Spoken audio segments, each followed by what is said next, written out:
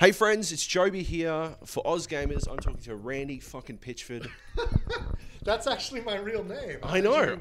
I looked it up. I thought no one was able to find that out. You must have dug deep in the archives. I got all the way in there, and yes. Yeah, Randy fucking Pitchford. You got it, man. The second, Randy fucking Pitchford. The second, right? I skip my proper name now from my bad. Yeah.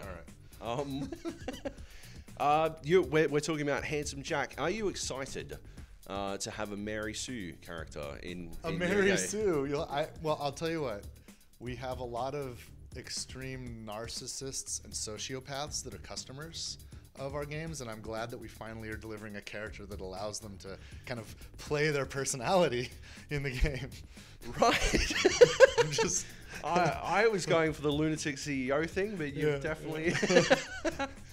fair enough. So, yeah, Handsome Jack, he's finally a playable character. He's a very exciting character. He is pretty wild, yeah. What made you guys throw him in as a playable? Was it always destined to be? It's something I've wanted to do for a long time. In fact, when we started Borderlands, the pre-sequel, before the first line of code was even written, I was in a creative meeting and I was like banging my fists on the table, insisting. But then they had this awesome like narrative that started to emerge when we realized that there was all this opportunity to tell the story that we told, where Jack had to be like the main protagonist NPC character, and I was like, damn it, that's awesome, but I want to play as Jack. And so we just sort of let it go. And it wasn't until we got to the end of development when we started, okay, we finished the game, now we got to start thinking about DLC. And someone came up with a brilliant idea. You know, Jack would have a body double. He would totally have a body double. And that could be our angle. That could be our way to actually finally make playable Jack. And here we are. So Jack is a body double, or is he? Who knows? You know, I think that if I were Jack, I would want you to think that I was the body double and that other guy was the real Jack, even though that was the body double. So who knows which one is which? So am I actually? Are you Randy fucking Pitchford the second because you're the second Randy Pitchford? You're on to me. You're on to me. Because I'm exactly like Handsome Jack. Is that? Oh my God, that's not what I was saying. We manufacture guns. And we just want to kill a bajillion guns. That is literally a line from your advertising. Yes, that's correct. Yeah, they're virtual though. We only believe in virtual violence. Action RPGs are huge at the moment, and I guess every game is trying to get in on that. How do you feel about getting in on the ground floor on that? Well, I think we were the first guys to kind of make it work, but I don't think we were the first guys to attempt it. There's some other little things here and there that folks were starting to try to scratch that itch and bring role-playing game elements like growth or loot or both into shooters and action games. But I always believed in the premise. It's been something that we'd been kicking around at the studio for a long time, even before we started Borderlands. So it's exciting to have proved it, but I love that stuff, man. I kind of felt weird that it took so long for other folks to start borrowing and then iterating from there, and I love that kind of stuff. So I hope everybody starts putting more meta into their games. Battleborn sort of brings in this MOBA mentality into the shooter realm. Is that why you keep bringing shooter and other games together? Look, there's nothing more visceral and honest than when you're playing a game where you're looking in the perspective of the character. So I love the first-person perspective and the feedback I get, and when you get the fundamentals down, and we've gotten really good at the fundamentals. It's one of the reasons why, there's a lot of, I fucking love Destiny right now. A lot of people have a love-hate relationship with it, but I think the love part always comes from Bungie being so good at the fundamentals. And when those are there, there's just, FPSs just feel awesome, right? You just feel rad when you play a game like that. And so we love that, and I love that. And we've gotten really good at the fundamentals, so obviously we're doing that. But yeah, I mean, there's a lot of neat things that we're learning from not only from our own games, like what we've done in Borderlands, but other things that are out there that are going into Battleborn. Like in Battleborn,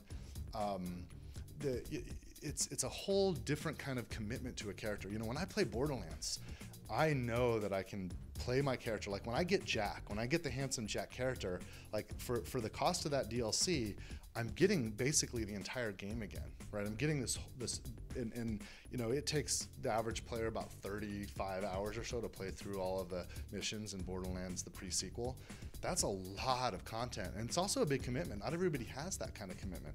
Now, if I were gonna make a game where I didn't just have 4 characters plus 1, but I wanted to offer a game that has like 20 characters in it, like that's not really fair if you can't really feel the quality of that character without committing 30 to 40 hours to it, right? So Battleborn lets you feel that growth loop in each scenario you play. So when I jump in and play a scenario that's a half hour long or an hour long or whatever, I get the full growth curve of that character from level 1 all the way to max level. And that's, you know, MOBAs have done that where they have that really condensed growth curve, and it speaks to a different kind of, you know, nerve in our gaming brains. You know, I don't think it's a different customer, because I play like long, in-depth RPGs, but I also play like, I just want a quick in, quick out kind of experience.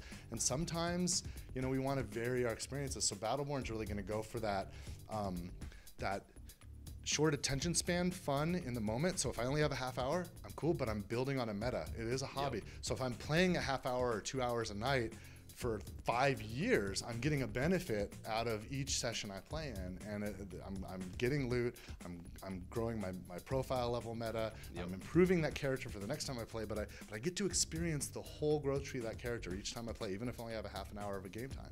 So it's a whole different mentality. So you get loot in Battleborn? Yeah.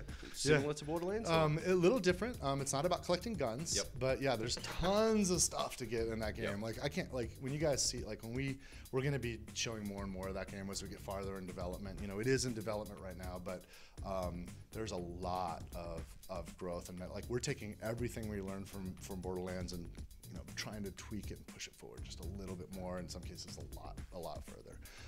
And everything we do teaches us something about what the next thing is, and that's one of the reasons why this effort we've put into the pre-sequel working with 2K Australia has been so fun, because when we finished Borderlands 2, there were some things we kind of wanted to do in the universe that we didn't quite get into Borderlands 2, and like look at the mechanics that we were able to offer in Borderlands the pre-sequel, right? Like you get, with the low gravity, you get double jumping now. Like when have you ever double jumped in an FPS? And butt slamming, like when have you ever butt slammed in an FPS? Like that, and it feels totally natural in the game now because of the universe and the mechanics.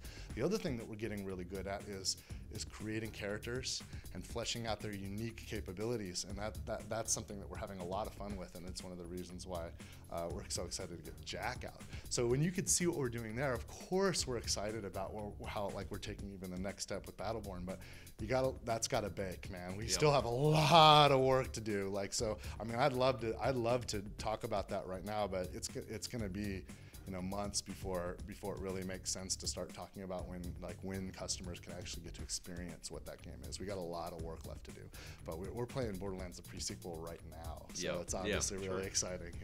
I just got the signal. I've got to wrap this up. Okay, last right question, on. Okay, last question. sure, hit me. Why does anyone play any character other than Claptrap?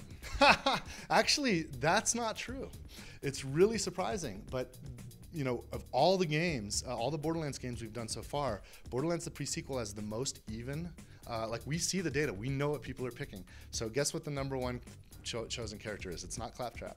Athena. That's right. Yeah. That's right. And 26% of all people pick Athena. Wilhelm and Claptrap are tied at 25% each, and Nisha brings up the rear at 24%. And think about that: 24, 2 at 25, 1 at 26. They're neck and neck, really close, right? The gap between the most played and the least played character in Borderlands 2 is about 8 or 9%. So that shows you that we've gotten a little bit better at figuring out how to offer a spectrum of things that our customers will want to try more evenly. Or it just shows that people haven't worked out that Claptrap's the best character. You know, there's just as many people that will argue that he's the worst character, because Claptrap ruins everything. I love Claptrap. You know, he almost didn't go in the game, but I fucking insisted. I was like, we are not, like, this development isn't even happening unless we get Claptrap in this game. And so Matt Armstrong, who's the franchise director, is fine, Randy, we'll give you Claptrap. And he killed it. Look how freaking rad it turned out. Like they just, like those guys and Jonathan Hemingway, one of the character designers that does a lot of the skill tree stuff, like just knocked it out of the park. He's so much fun. He's amazing. Yes, thank you. Thanks very much. A pleasure. Cheers. Right on. That's what I'm talking about.